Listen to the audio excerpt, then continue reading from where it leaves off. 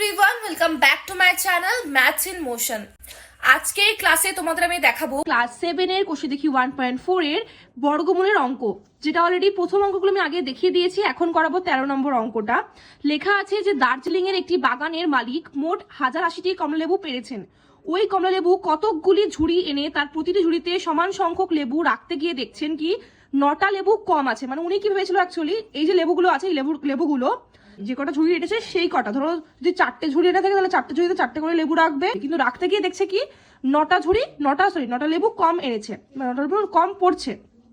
তাহলে বলছে কি যে উনি ঝুড়িগুলো কটা এনেছে, যেটাতে এতগুলো লেবু রাখতে গিয়ে 9টা লেবু কম পড়লো। তো আমরা সেমনটা লিখে নিয়েছি খাতায় যে মোট কটা লেবু ছিল এতগুলো, সেখানে প্রত্যেকটা ঝুড়িতে সমান সংখ্যক লেবু রাখতে গিয়ে 9টা কম হলো। সুতরাং লেবু কতগুলো দরকার ছিল, 9টা যেহেতু কম পড়লো, তো ঝুড়ি তাহলে কটা লেবু লাগতো, দরকার যদি সেম ভাবে রাখতে হলে কটা লেবু লাগতো, এত প্লাস 9টা, তাহলে 9টা কম পড়তো না।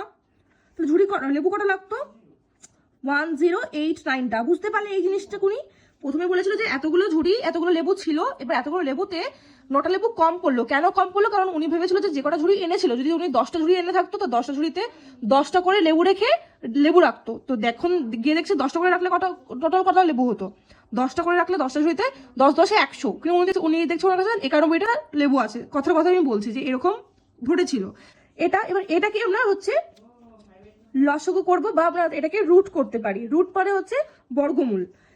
এই যে 1089 এটার বর্গমূল করলেই বেরিয়ে যাবে যে কটা ঝুড়ি লাগতো। বর্গমূল কি করে করে? লসাগু করে 1089 লসাগু করছি। ফার্স্টে কি যায়, 3 দিয়ে দেখছি, 3 দিয়ে 3 তিরিকে 9, 1 3 6 18, 3 তিরিকে 9। আচ্ছা, তারপরে তো 3 দিয়ে যাবেই, কারণ 3 দিয়ে পুরোটাই যাচ্ছে। 3 দিয়ে 3 একে 3, 3 দুগুণি 6, 3 তিরিকে 9। আচ্ছা, 3 একে 3, সরি। এবার 121, এই যে এই 121 তোমাদের আগে একটা লিস্ট দিয়েছিলাম, মনে আছে? ওই লিস্টটা কিন্তু তোমরা দেখলে অনায়াসে পারবে, কেউ যদি মুখস্থ থাকে, যে 11 গুণ করলে হয় 121।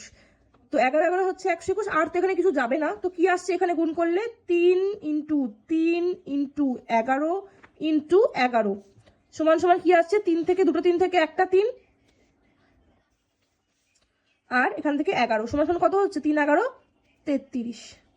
বুঝতে পারলে? এভাবেই ইজি এবং সহজ উপায়ে আমার কাছে অঙ্ক শিখতে হলে আমাদের এটাকে অবশ্যই সাবস্ক্রাইব করো। পরের ভিডিওতে আমি দেখাবো 14 নম্বর অঙ্কটা।